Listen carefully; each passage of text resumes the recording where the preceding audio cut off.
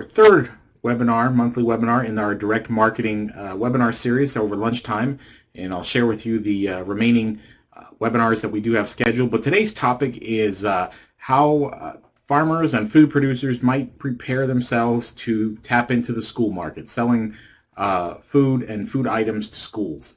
And to do this, we're going to use our Market Ready curriculum. Market Ready is a marketing program that we've been doing in Ohio for about the last, I'm going to say 5 or 6 years. It was originally started by a colleague of ours at the University of Kentucky, Dr. Tim Woods, and it's designed, it was initially designed and called Retail Ready, and it was designed to help farmers develop the skills necessary to sell retail to restaurants and even grocery stores and groups like that. Then it has evolved to be what we call just market ready, because some of those sales eventually become direct sales to wholesalers, not just retailers. And so the idea is to give farmers and food producers the skills and information necessary to sell either in a retail or a wholesale setting to a variety of different buyers. And one of the buyers we want to talk about today is schools.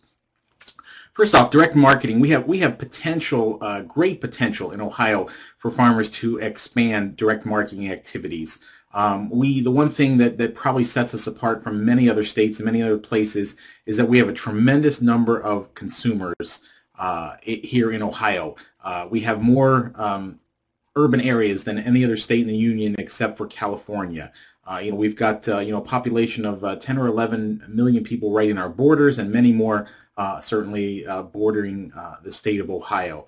And so that gives tremendous marketing opportunities. There are lots of consumers. There's also lots of wholesale buyers, lots of restaurants and grocery stores and food retailers, food producers or manufacturers, and then finally schools. And most of these groups are more keenly aware of the potential for them to buy directly from farmers. And certainly farmers are more aware of the marketing potential to sell to some of these institutions. When we do Market Ready, we kind of have a curriculum that we call the 5 Ps, if you will, and you see them up here in our logo with the combination lock. And they're these things, groups of skills that farmers need to develop to be successful marketers. And the first one is plan and process. The second one's promotion. Another one is places, and finally products and people. And we use the combination lock to show that it's moving these P's differently to get the right combination for your farm, for your business, for your family, your objectives. It's different for different people. And so there isn't just one prescription for what type of plan you have and one way to do promotions or one type of products that you need to be successful. It's certainly revising all these things so they fit your objectives and your operation. But these are the type of things we want to talk about today that fit with these 5 Ps, if you will, everything from plan and process down onto people. The first thing is, what do we mean when we say farm to school? And sometimes you'll see an acronym, the F2S. That's our lazy way for whenever we're writing about farm to school. And so there may be some times in this presentation where you see F2S, and that's what we mean by farm to school. But farm to school is a way to help schools procure more locally produced foods. There are some additional objectives. It helps increase consumption of local foods in schools. That certainly benefits both producers, farmers, and food producers. It produces local communities when we keep dollars in a local community. And then this last one here is sometimes I'm not so sure we give it as much importance as we should. Is a lot of times with a farm to school program there comes ancillary activities that help increase students' awareness of where their food comes from and understanding, and really not just students but their parents and other school professionals. And so we'll talk a little bit about how if you're interested in starting selling to schools, that there might be some real benefits to your farm, to your business from this last benefit here, of folks being more aware of how food is produced locally where they live. Why would farmers and other food producers want to sell to schools? There is this increased heightened awareness that schools have on buying locally, but there's certainly some real benefits for farmers and food producers. One, it helps diversify your operation, your sales channel. You can reach a very stable market. There's a very large number of schools in Ohio, and it's fairly stable. Certainly, populations of school-age kids change over time, but it's not going to be a market. It's not a trend that's going to come and go. Also, the USDA has placed greater emphasis on farm-to-school activities, primarily as a way to accomplish some health and nutrition objectives. Don't have to even share with you or start the conversation about the problem of childhood obesity. We're all aware of that, and certainly this is one opportunity for schools to serve more nutritious foods, less processed foods, as a way to attack the childhood obesity problem. And then public relations really, through selling to schools, can really lead to additional markets for farmers that sell to schools. Farmers who have been successful in selling to schools in Ohio and other places tell us that that was just the beginning, that they really expanded their markets through other ways, whether it was their presence at farmers markets and people from school knowing them and seeking them out, or increasing their CSA or community-supported agriculture subscription base, or however they market their products. It's just another way to get yourself known by a greater number of potential customers in a community. And then I don't think we can overlook the benefit of the kids, the next generation, getting to experience the benefits of local food. They're certainly going to be the purchasers of food in the future, and certainly that is a great benefit to getting folks more aware of local foods in your community. There was a relatively new law called the Healthy Hunger Free Kids Act that was passed by Congress. I believe it was back in 2010, and it really guides the farm to school program and some of the objectives that the government and schools have for farm to school programs. There are lots of partners in this effort, both at the state level and certainly nationally. You can see some of them down there. The Ohio Department of Agriculture and the Ohio Department of Education are key partners that share in the objectives of the farm to school program in Ohio. And then there are other groups like Action for Healthy Kids and Healthy Ohio. Certainly the National Farm to School Network is a resource, but really for farm to school to be successful in any state or community, it's as a result of a lot of different groups working together on this project. When we talk about farm to school, you may typically have this view of a school being a K-12 school, either a primary school or a high school. But in Ohio, when we think about farm to school, we kind of take a big tent view, if you will, and it may be any school, certainly long before kindergarten, preschools and after-school programs, things like that, all the way through colleges and universities, as well as some maybe places that we don't tend to think about as being schools, after-school programs, daycare programs. Adult care programs is an area that's going to expand as the population ages. Summer camps and summer feeding programs. And so when we talk about farm to school in Ohio, we include all those potential markets, those potential partners in the definition of farm to school here in Ohio. Certainly, if you choose to seek out one of these markets, there are going to be several different groups of folks that are probably new and different customers for farmers and food producers. And you can see a list here of some folks that will influence purchases of food in schools. Certainly USDA and the Ohio Department of Agriculture through their rules and regulations.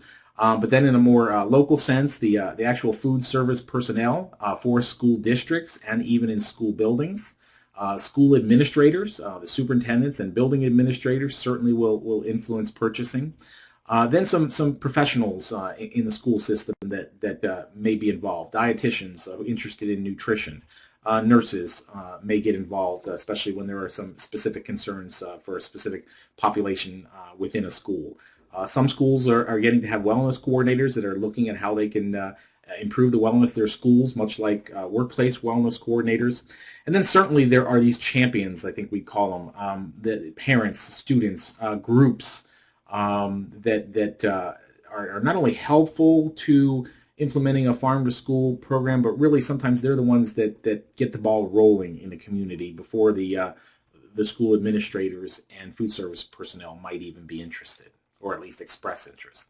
Last year there was a census done of public schools relative to participation in farm to school programs, and you can see here the column on the left is the results of that census on a national basis, and on the right is our Ohio responses. I do want to apologize. This number here, the N equals 8,800 in Ohio, that is incorrect. I apologize for that being there. But what I want to point out to you is what we found in Ohio through looking at that census.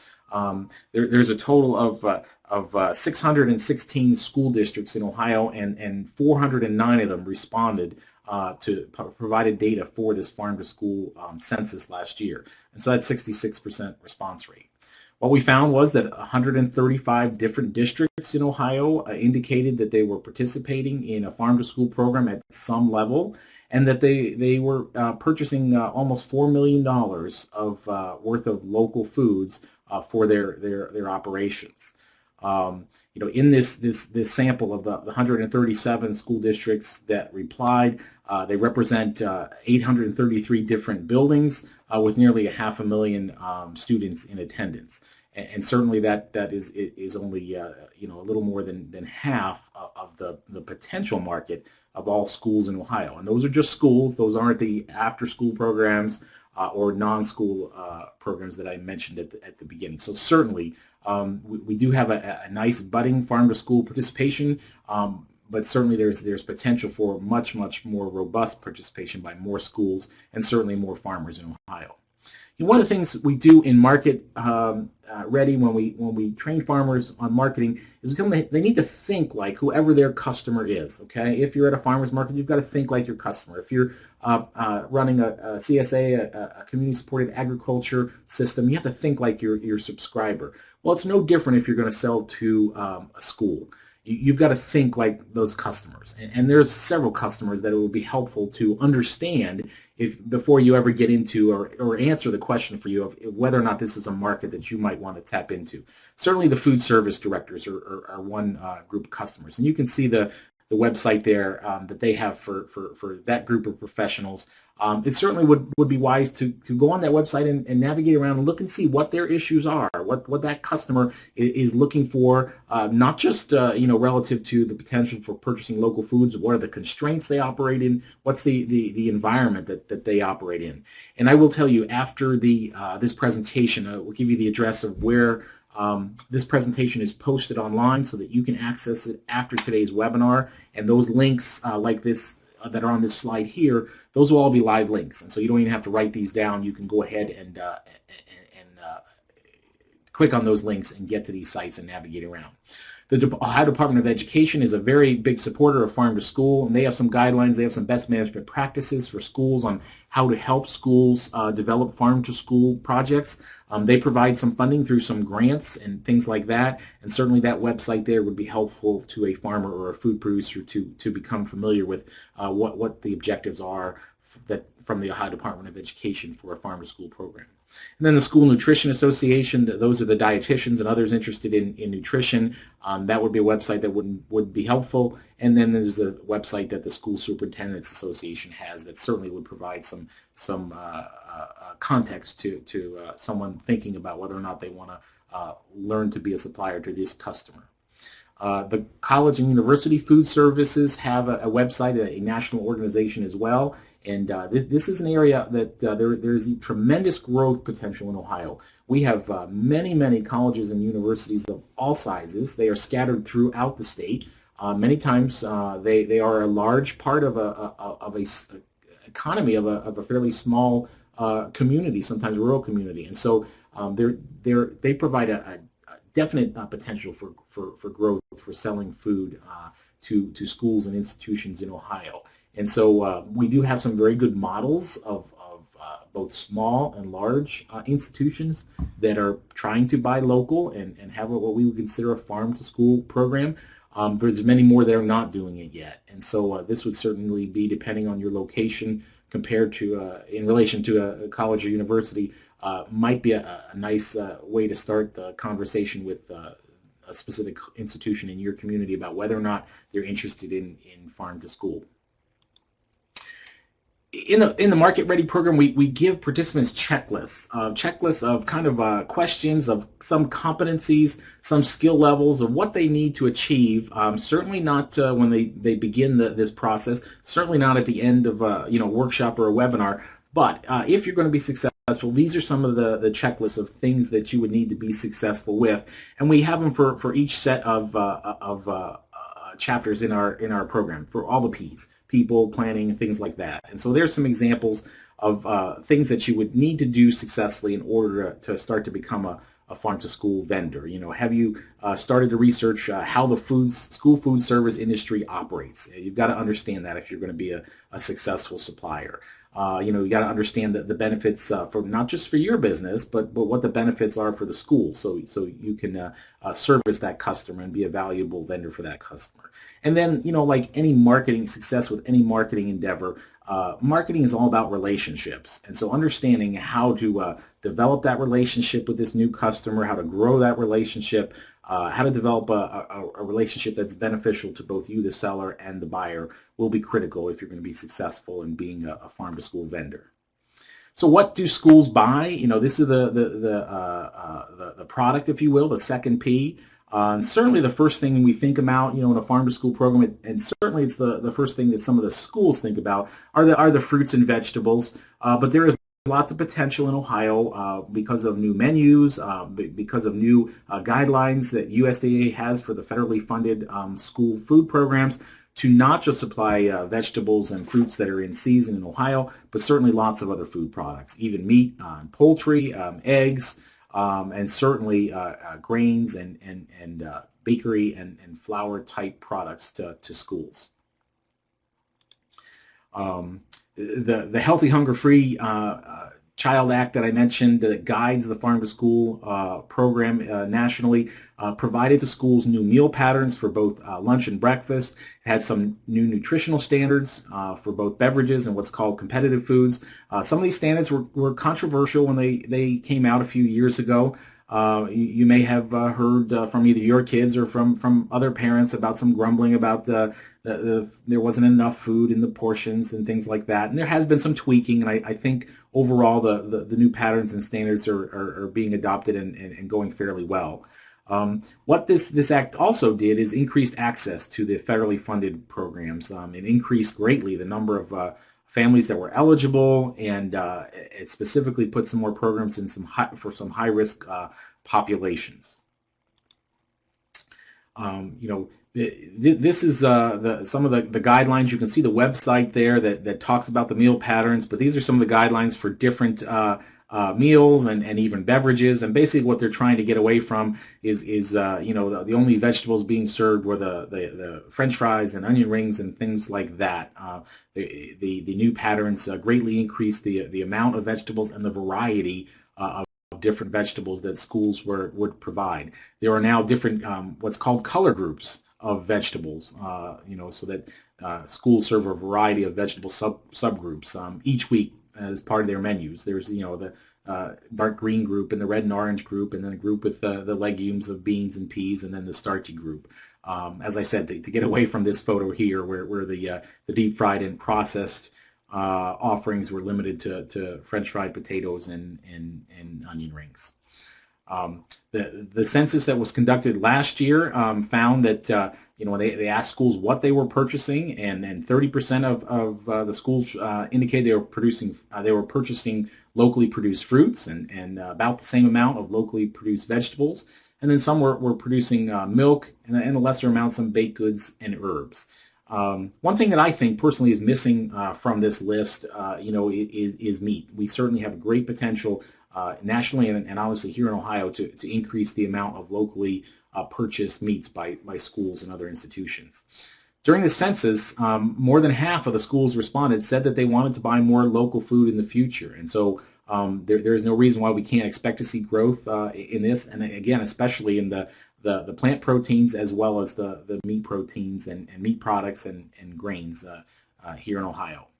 These are the numbers from that census for Ohio respondents, the schools in Ohio. This is what they said they're buying locally now. 21% said local fruit, 18% said vegetables, At 14% said milk, very similar to the national averages, but again, you can see that meat down here is definitely a growth area. Recently, I worked with a school, and they were interested. They were buying some fruits and vegetables, but they expressed concern that their potential for expansion was limited to the seasonality of when we have those fruits and vegetables available in Ohio. And certainly, we talked about extending the season, extending the product through purchasing frozen fruits and vegetables that were produced locally.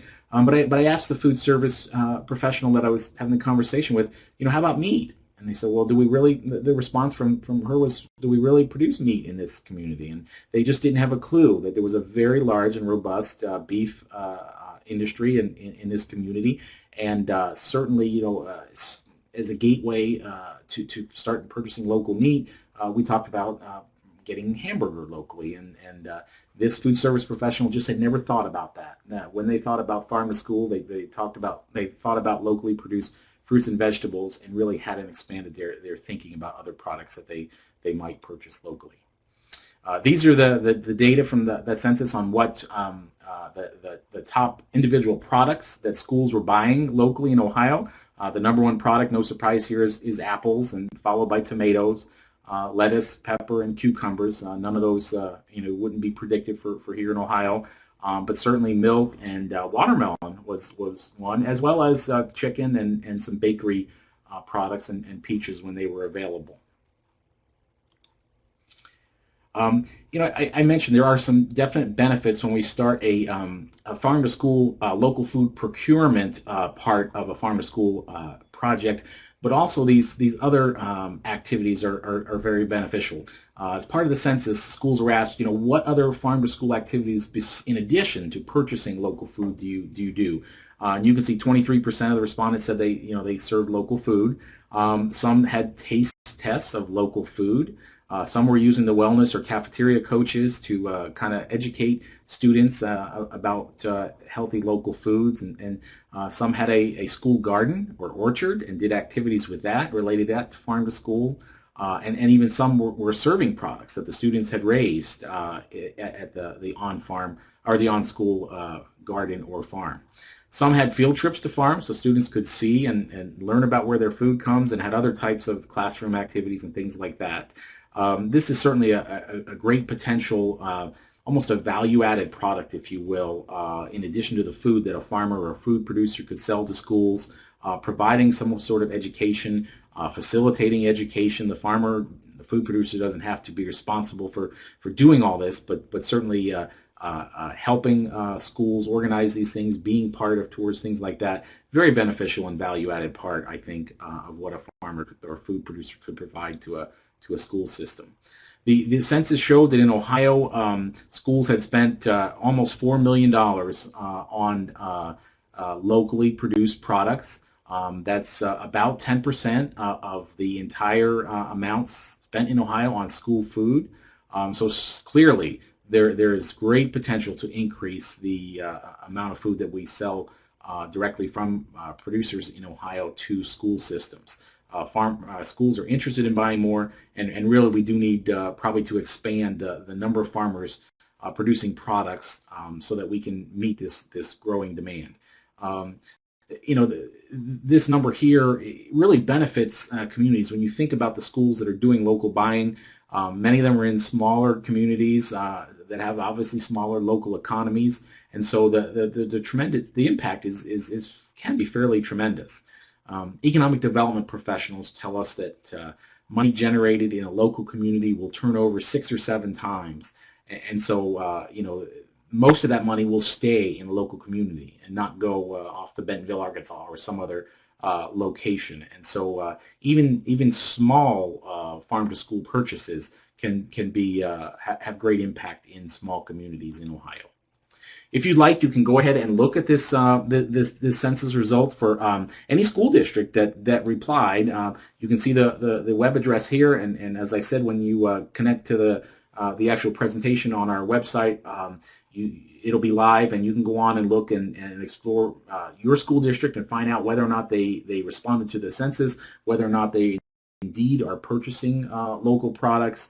or look at other school districts that maybe you may have an interest in your area.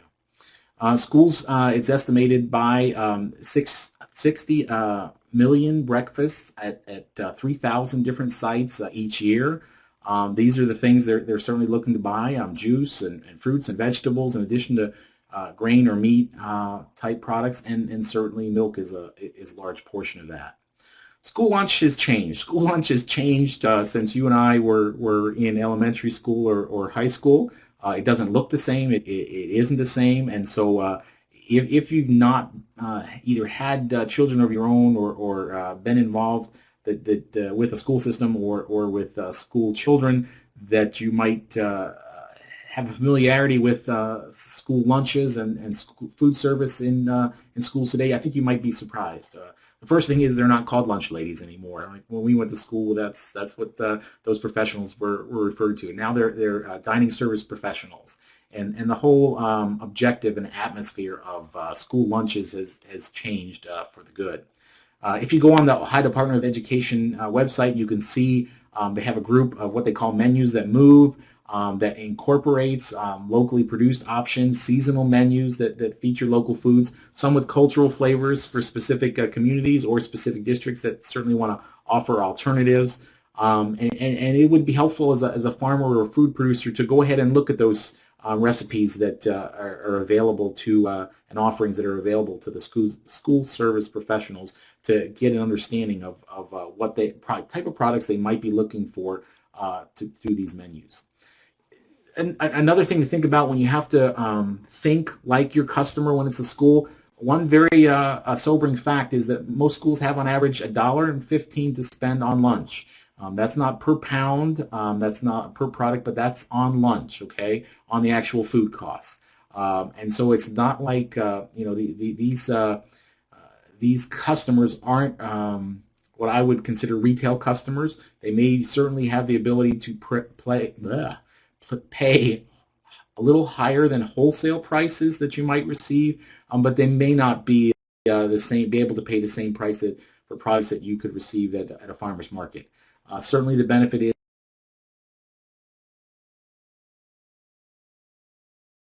is a market at other times of the year, depending on what products you have and things like that. There may be some school food service directors that will pay a little bit more for high-quality, locally produced products, and then they can make up the difference with some other products that they buy from their conventional suppliers at perhaps a lower cost. There's also a geographic preference we'll talk a little bit more about that helps make locally produced foods be a little more competitive economically for school districts. Then one of the things that schools have done successfully that I think is really a benefit is once they develop that relationship with the farmer or the food producer, they like to highlight those people on their school lunch menus. Some people have a board up that tells them about where this corn came from or where these potatoes were produced or lettuce right in that community or that county. Some will include that information on newsletters. A lot of PTOs or parent groups will get involved and do that as well. And so what you'll find is the potential to grow your customer base beyond the actual school building when parents and others either become aware or for some reason have a greater interest in buying your products locally in your community. There's a variety of different fruits and vegetables that schools are interested in. Again, these are a website where you can look and see, find out about the fresh fruit and vegetable program here in Ohio. Schools are also interested in buying what they call competitive foods, and these are foods that they fall outside the national feeding program, the national school lunch and school breakfast programs, and so they have a little bit more latitude. And these would be food and beverages that they sell, perhaps in vending machines, in other school stores. Sometimes they're called snack bars, or in a la carte selections, in the school cafeteria. And so, beyond the national school lunch program, some school districts have the potential to buy additional types of foods and additional quantities, and perhaps in different price points or breaks than they're locked into for the federal school lunch program. Then there's the opportunity that I mentioned to sell to after-school programs. They may be actual schools that operate after-school programs, but they may be other organizations, other community organizations that operate after-school programs, and you can see the website there where you can go and find about those programs that participate in the national after-school feeding program. Then there's also a summer food service program. These are sometimes camps. They may be residential camps, they may be day camps, or they may just be summer programs when school's out, run by schools in many communities. And this is a potential source for customers in addition to during the traditional school year. And then there is a child and adult care food program that would include not just children, but adult daycare, and even daycare centers that are run by families in private homes. In some situations, they have the opportunity to participate in the program, and so the market for selling to schools is much larger than the traditional school building as we think to it. One thing that to be successful selling to schools, you're going to have to understand the difference between how pounds and servings. Farmers typically think about sales in pounds or units, where schools think about how they purchase by their needs that they call servings. That's the way they order. They order in the number of meals, and we tend to sell as farmers by weight. There is if when you access the presentation, you click on this link here, the pounds to serving calculator is a neat little calculator that you can look at and enter the number of servings that a school is asking about and calculate the number of pounds that you would need. This calculator does that for many fruit, especially fruit and vegetable items, and it actually will calculate the cost as well. This will help you speak in the same language, if you will, of the food service directors and school administrators that may be asking you questions about your products. How schools buy local food. This has changed in the last few years to certainly the benefit of local farmers and food producers. But basically, there's two different ways that schools can buy: informal bids and formal bids. Informal bids are typically contracts that are less than $100,000, and I think would include many local farmers and food producers that want to sell to schools. They have to obtain quotes from 3 different vendors, but they can choose those vendors, and they can choose that all of those vendors be local. The school is required to select the vendor with the lowest cost, but there is also a geographic preference that they can apply to those bids. And then the more formal bids are for larger contracts over $100,000. There is this geographic preference that has specific guidelines for awarding points, and so that's that additional criteria in addition to price. And I'll share that with you in a little bit. But what the geographic preference covers is locally produced items and food items that are minimally processed. They can be frozen, sliced, washed, packaged, dried, things like that, but it's not intended to be ready-to-heat meals or products. And so it doesn't apply, the geographic preference does not apply to foods that are cooked, heated, canned, or pickled. And it applies to the products, not the vendors, okay? And so we don't just want to have the vendor that might be local to a school or have a geographic preference, but we want to make sure that the food item was actually produced locally to that school. This is the way the geographic preference works. If you look, there's 3 different bidders along here, all had a different bid price per unit. The school district will look and see, do they meet the geographic preference, which the school district defines. For some school districts or for some products within a school district, geographic preference might be in that local community or in that local county. For other products, it might be a larger geographic area. It might be in Ohio as their geographic preference. But they develop that criteria, and then when they look at bids, they decide whether or not each of the 3 bidders here meets that geographic preference. And you can see one of them here, bidder number 2 does.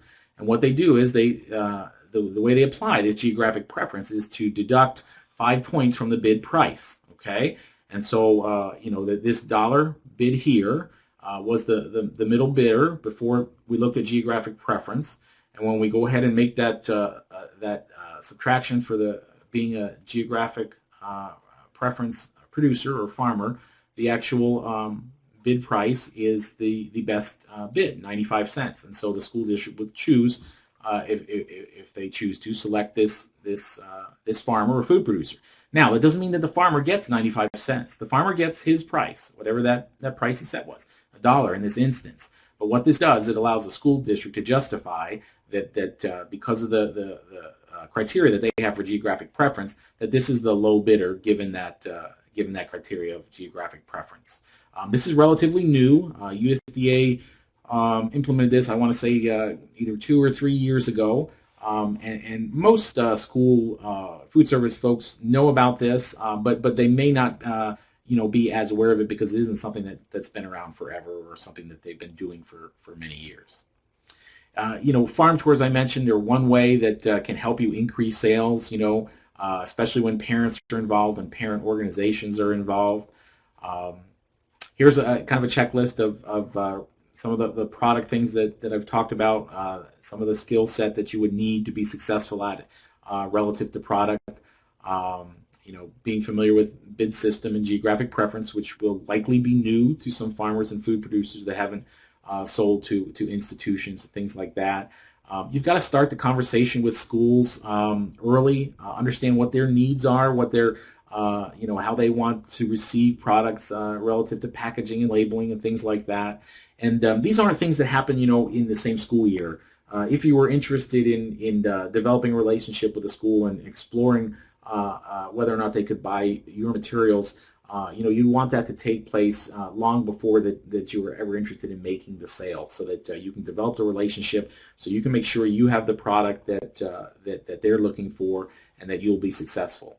Certainly the worst thing someone could do if they want to be successful with a farm-to-school program is to develop this relationship and jump into something and then not be able to provide either the quantity of product or the quality of product, or a certain amount of product over amount of time, a consistent supply. That certainly wouldn't be good for a long-term business relationship for either the customer or the buyer. What options might a farmer or a food producer have for distributing their products to the schools?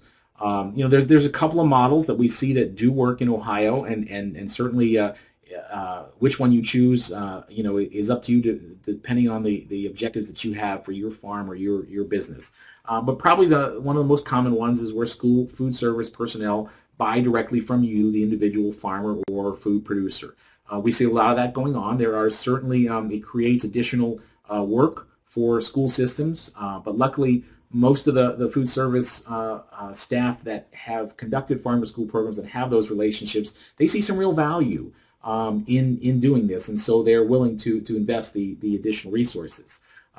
Many food service directors and school administrators tell us that when they start a farm-to-school program, they see not just differences in not just the number of meals that they serve, but the profitability. Many schools operate their food service operations in the red, and more than one school system in Ohio has told us that after they started and implemented a farm-to-school purchasing local procurement program, their operations turned into the black. And even if they were paying a little higher price for certain products, the food service staffs tell us that the reasons are they sell more meals. More schools, more students are willing to purchase meals when they switch to a local procurement system, and they serve different food and food that's obviously more healthy. An interesting note, schools also say that when they do that, they also notice that faculty and staff in those school buildings buy more meals. So certainly it's win-win all around. The second option of how schools might connect with growers and producers of food products is they work with either a cooperative or perhaps an auction or some other type of food hub and we're seeing some of these develop in Ohio. But the farmer provides the food through this distribution method, if you will. And then thirdly, one that probably offers the greatest potential for growth statewide is where the schools purchase orders from their traditional distributors or wholesalers who they have those relationships with, but they ask them, are you buying locally? Can you tell us who you're buying from locally? We want to support as an institution, as a community. We want to support local businesses, and so we're seeing great growth on the part of distributors and wholesalers, particularly of fruits and vegetables in Ohio, buying locally and not just sourcing from out of the area and out of state for many different products. And here's an example. Sandusky City Schools does a great job. They've had a farm-to-school program for many years, and there's just kind of a list of what they share with students, with parents, and their community of how they support the local community, buying different products from different farms and operations in their community. Here's a couple of examples of cooperatives that can sell to schools, purchase different food products, and sometimes it's a great way for small farmers who may not have the ability to provide a large enough supply or a consistent supply of all the products or even of one product for a school. They can participate in a farm-to-school program by selling to a cooperative or some other food hub that is going to supply a local school system. Certainly, we're getting to have produce auctions in more locations around the state of Ohio, and this is certainly an opportunity, place where school food service personnel can buy and have been buying produce at the quantities that they need, and certainly that's a very accepted practice.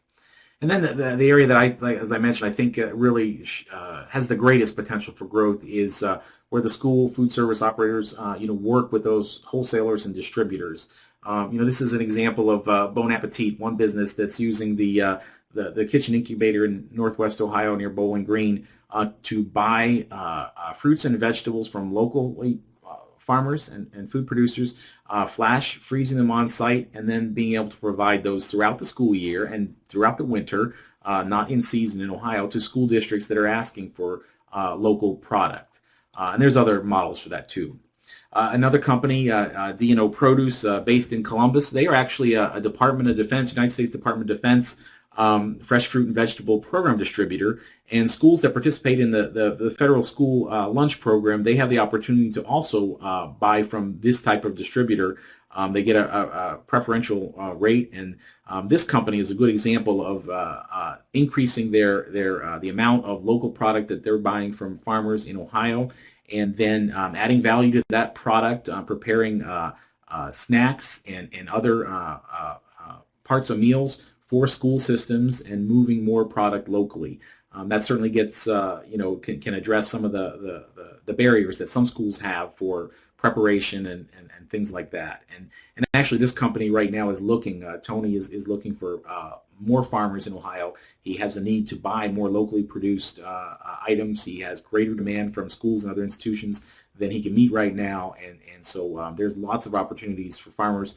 Even if you don't want to be that marketer that works directly with customers and institutions like schools, you can certainly sell to a wholesale market like D&O Produce and get the benefit of increased returns and certainly participating in the local foods market. One thing, if you've not sold if you've operated in the commodity market, or if you've not sold to wholesale market buyers, obviously there'll be some specific skill sets you may need to develop, like invoicing and working with customers to see what type of bookkeeping and invoicing they will need. If you get to be larger and you ship outside of your area, you may even have to deal with things like bill of lading, which is very specific record keeping for transportation. And so these are some things to learn about and think about before you ever are able to answer the question, do I want to sell to schools? Can I sell to schools? How do I develop my business to sell to schools? Some of the questions to ask yourself is, do you have the ability to figure out the logistics, the transportation, sometimes the storage and other distribution things that need to work right for buyers if you're going to sell in this market. And then you have to communicate, the promotion piece, the next P, promotion. Certainly, just like any other buyer that you might target, the basic communications, both print, electronic, the branding of your farm, your product, using that brand on uniforms, and all of the communications, written and electronic, certainly is necessary and will add to your success and help build your brand and your business. with the schools and beyond the schools. And then I think one key part for working with schools is to make what we call market partners out of the schools. They sell your product. They do those things that I mentioned, like recognize your farm and your products on school menus, on their websites that parents look at. Certainly some schools put up signs on their salad bars and their food lines. And some have gone as far to link the farms that they buy from, the websites of individual farms or markets on their school website. And so the school becomes a marketing partner. They're not just a customer, but they're a partner that's going to help you be successful, not just in selling to them, but into selling to others. No shortage of ways to get publicity and press, by working with the schools, working with PTOs and other school organizations at the specific school. Tours have been an excellent way to get food service directors onto farms, and not just meet farms. Certainly that part is important, but also to learn about how food is produced in Ohio, what foods are available, the economic aspect of producing food in Ohio. In Trumbull County, the OSU Ascension staff, Dave Marison and Maria Economos, had done a great job. They've been leaders in this area, where every summer they put together a tour of local farms and food producers for food service folks and school administrators. They get great response, great turnout, and it's been very beneficial to developing those, helping people find, helping the farmers make the connections with schools, but also helping schools find those farmers and producers that might become providers.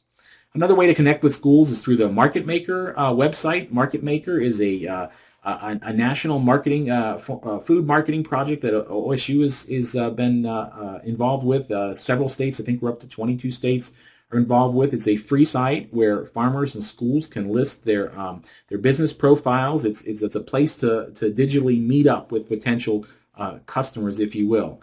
Here's just an example of an input part of the listing, where a school or a business can go in and say, this is the meals we serve, these are the products we're looking for, and make connections. It's kind of speed dating, if you will, for buyers and sellers. There's other ways, certainly, to connect with schools and get some assistance. In some communities in Ohio, we have local food policy organizations. There's a directory of those at the Glenn School website. I think we're up to 16 or 17 local food policy groups. These are groups of individuals in a community that want to increase the procurement of locally produced products, not just by schools, but by the general public. And they can be helpful in starting a farm school program, particularly if there isn't one, or if a school system in your area is unaware of the potential for developing a farm school local procurement project. Other food groups and special events, it might be economic development organization. Sometimes it's a group interested in health in a community, and certainly local foods and nutrition match up very well with increasing healthy lifestyles. And so sometimes groups like this can help you make connections with schools and other institutions in your community. Farmers markets, food co-ops, I mentioned auctions, other food hubs. Many communities have local food directories. This is a great way to kind of make connections, even sharing those local food directories with school food service professionals. In my county, we started a local foods guide last year, and one of the first things I did was make sure we got those into the hands of all the school administrators and food service personnel in all the school districts that served our community, so they could see that there were farms and markets and a produce auction where they could go to start procuring some of the food locally for their school systems. Here's a checklist for the promotion P, some things to think about. Can you develop those communication systems that you need to develop? If you can't, or you don't know how to, certainly someone else can help you with that. You've got to make connections with buyers and then develop those relationships. One of the things we hear from schools and other wholesale buyers is they need to be able to reach farmers as easily and as quickly as they would their wholesale distributor or supplier. And so for many farmers, that means making sure that school system or that buyer has your cell phone number, that they can reach you pretty much 24/7, if you will, because that's the way they order.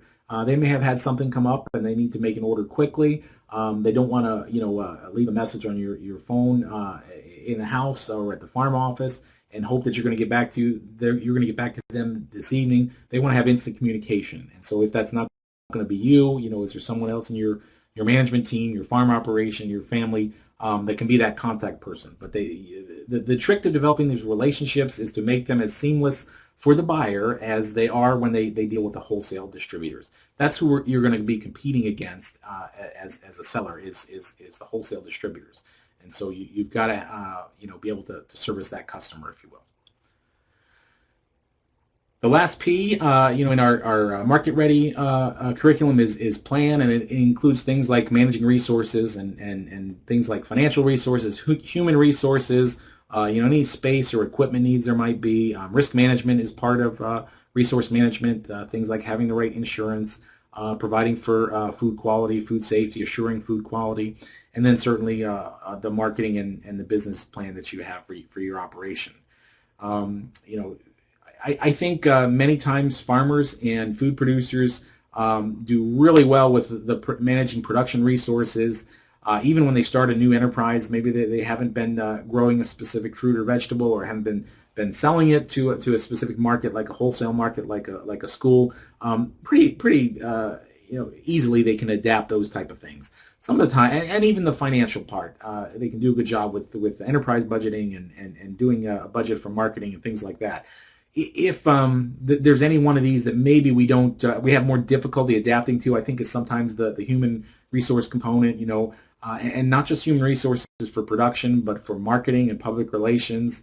That's a key area, I think, for most of us as farmers to work on and to look at, and is probably a lot of times the weak link in many operations.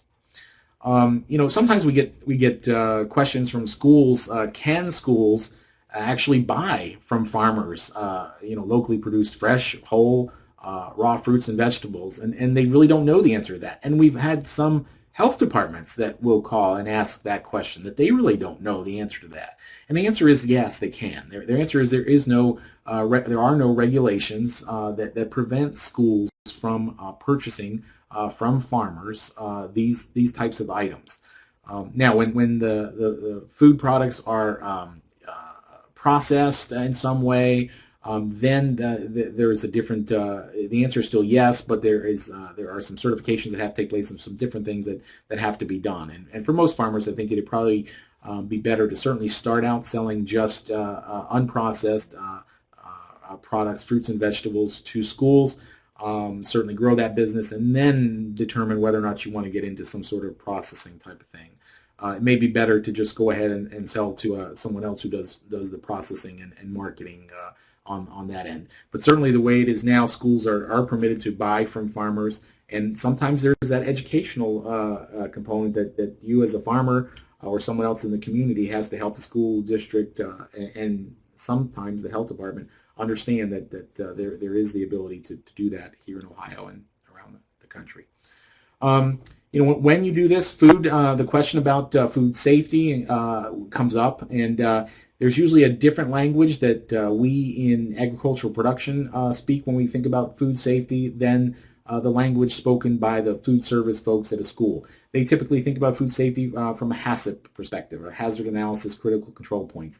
That's the food safety protocol they use in their buildings. That's the food safety protocol they're used to. And so you may get the question, they may ask you, are you HACCP certified for your farm or your operation? And I'm sure they've gotten some blank stares from farmers who've been asked that question.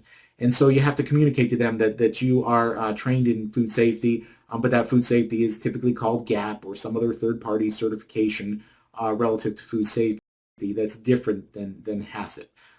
Once the school food system folks understand that's not been an issue, they can write into their food safety plans for their buildings, for their operations, that you are addressing food safety through GAPs or other certifications, and they document that in their plan that you as a vendor to them are doing that. There are other resources available from USDA and also here in Ohio.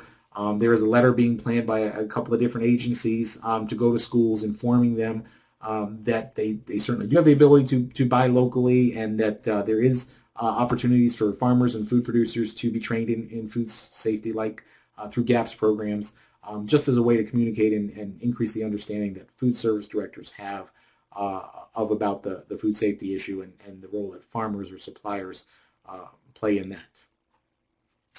I think I mentioned most of this. There may be some very specific food safety procedures that a school might have for how they want to receive the products from you, and certainly those are the types of things that you'd want to work through with them long before you ever started bringing product to one of their school buildings.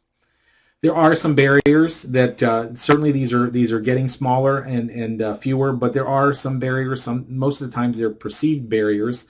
But one of the ones we hear a lot about is that schools that are interested don't know how to find farmers and other potential suppliers. And so some of the methods I mentioned, both electronic and others, help with that.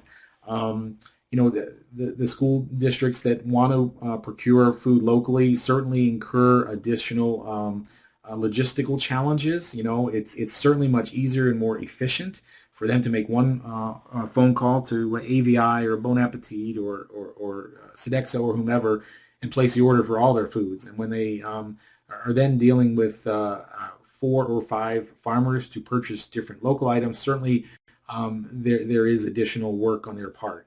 Now, most of them tell us that when they do get started, what they find is that additional work pays off and is better for them.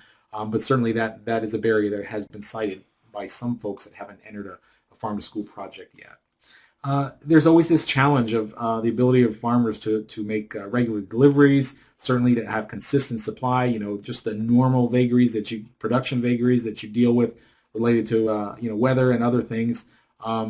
Just the seasonality, even when weather does work, we have the seasonality challenges and the seasons matching up to the school year, and when the buildings have students to feed. That's certainly a challenge and can be a barrier. The bid systems that schools have been a challenge. I think a lot of that is getting a little bit simpler. The geographic preference option that USDA has allowed has certainly helped school districts with that. But funding and the lack of discretionary budgets are certainly a problem for schools, and so if schools perceive that it's going to be more costly for them to buy locally, that will be a barrier. And so what we try to do is we try to get schools that express that concern in touch with other school districts that have more mature farm-to-school programs that they've been doing, so they can talk with that other school district and tell them, look, this is what we found in our school district when we started a farm-to-school program, and this is what the effect it had on our budget. And so sometimes it's just getting them to talk to some peers who speak the same language and who have started farm-to-school projects. There certainly are insurance requirements for you as the farmer, just like there are for any institutional or wholesale market that you may have. I think most farmers do not find that to be a barrier that they can't overcome. Some farmers have farm policies that already cover this insurance requirement. Others tell us that they have to buy a rider to their policy. Typically, that rider may cost anywhere from $200 to $500. Certainly not a real barrier when you talk with your insurance provider, or even maybe have to go to a different insurance provider. Excuse me. Obviously, with any product you market or any marketing channel you choose, you should have a marketing plan, and hopefully that's written down and it's something you can go back to and revise as you needed. But basically, a place for you to document and think through all the P things that I've mentioned: people, product, place, promotion, and process. I think folks that are successful have this at least written or on digitally on a computer somewhere that they can share with others, that they can revise, that they can go back to and remember what some of their original objectives were. Here are some of those competencies or questions that you'd have to answer to be successful in the planning part of marketing to schools. I won't go through all those, but basically it's your business from the customer side, if you will. So if you're interested in finding out more how you might think that your business or your farm might be interested in getting into the farm to school market, there is we have a great direct marketing website here. You can see the address at OSU. That will connect you to many different links to many other websites, including our farm to school website, and that would be a great place to start and learn more. Another opportunity for you to learn more is we have done a statewide farm to school conference that has been very successful. 300 or 400 people will show up representing schools as well as farmers and other food service providers and distributors. This year we're doing something a little different. Instead of one statewide workshop, we're going to have some regional workshops spread throughout the state. You can see the dates there for those workshops, and if you're interested about getting registration materials, you can certainly go to the website, and soon the registration materials will be up for all these conferences in different parts of the state. The intention through these conferences are to get folks together from communities, both from the food side as well as from the buyer side, the schools, as well as the production side, the farmers and other distributors, and even other community groups that want to help achieve objectives of the farm to school program. USDA also has some webinars in addition to these type of webinars that we do at OSU. You can see the website here where you can go on these dates. There will be short webinars on different farm to school topics, and this will be a great way for folks to learn more about what types of things you would have to do as a business to be successful at farm to school.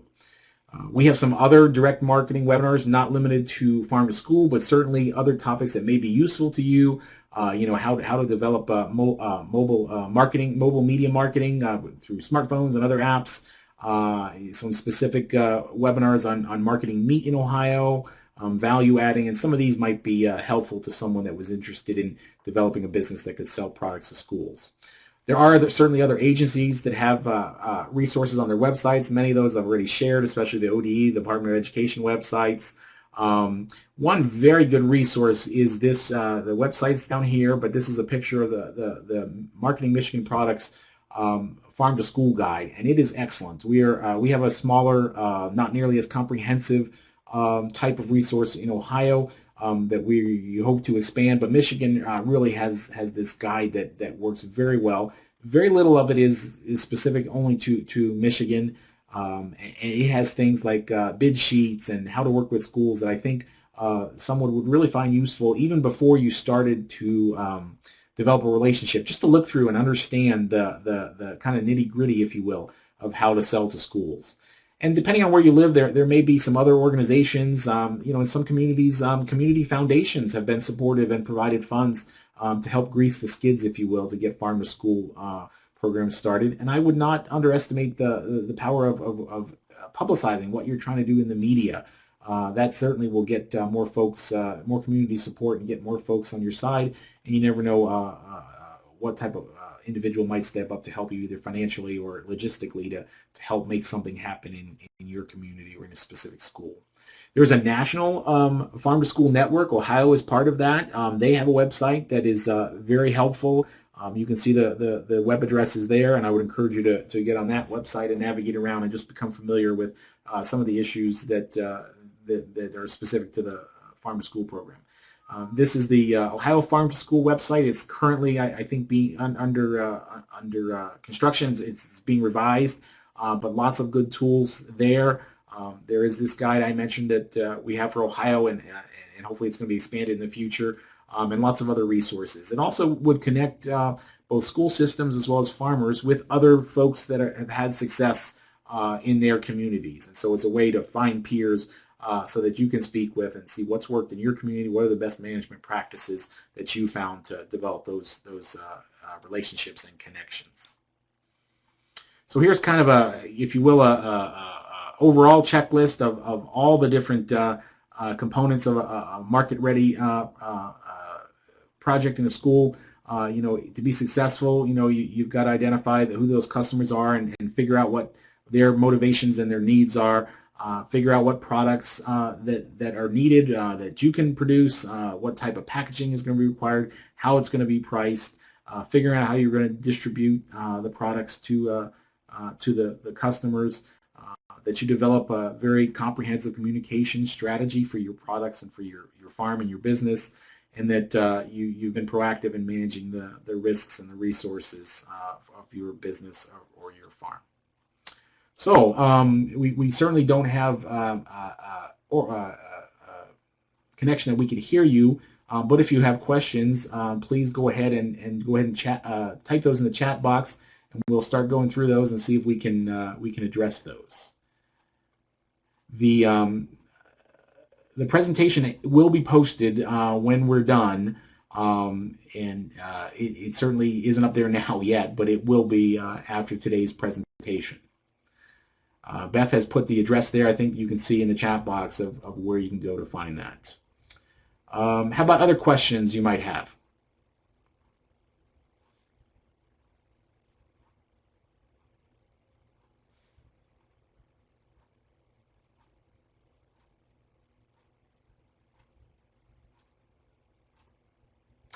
Looks like someone's typing. I will point out there our contact information is there. My email is there. Our coworker Julie Fox, who was our direct marketing specialist for OSU Extension, her contact information is there. Our website for direct marketing, the URL is the bottom there. That's just a great gateway, if you will, to find other sites and other resources relative to direct marketing. We also have a blog you can sign up that we post to and that you would find useful. Just give a few more minutes to see a couple people are typing to make sure we don't have any questions that we might be able to deal with right now.